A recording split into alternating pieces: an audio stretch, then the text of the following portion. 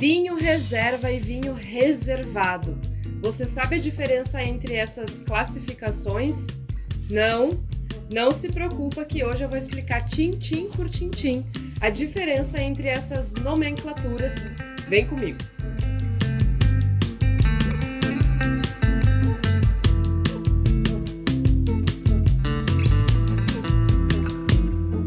Olá, seja bem-vindo aqui no canal da BIA no YouTube.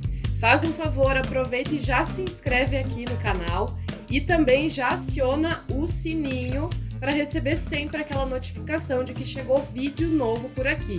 Eu sou Natália Gaion, sommelier do Grupo BIA e hoje eu vou te explicar tudinho sobre a diferença entre o vinho reserva e o vinho reservado. Bora lá? Eu vou começar explicando então sobre o vinho reserva. Pessoal, o reserva ele pode ser diferente dependendo de cada país ou até de cada região onde ele está sendo elaborado, né? A Espanha, por exemplo, ela tem legislações, ou seja, regras para fazer esse vinho reserva diferentes, por exemplo, do que é o Chile, do que é aqui o Brasil. Então vai depender muito de região para região.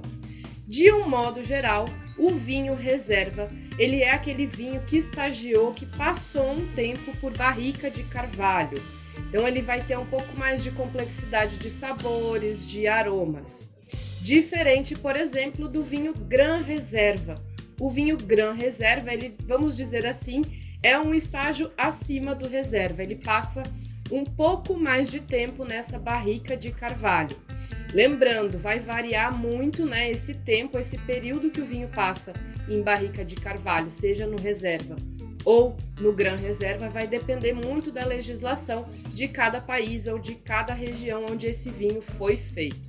E se engana quem acha que vinho reserva e Gran Reserva só pode ser vinho tinto.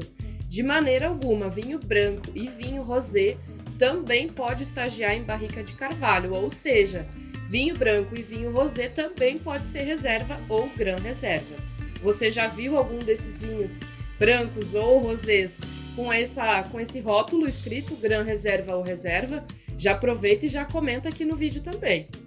E aí você deve estar se perguntando, né? Mas então, qual é a diferença do Gran Reserva, do reserva, em relação ao vinho reservado? O vinho reservado, pessoal, é aquele vinho que está lá na outra ponta.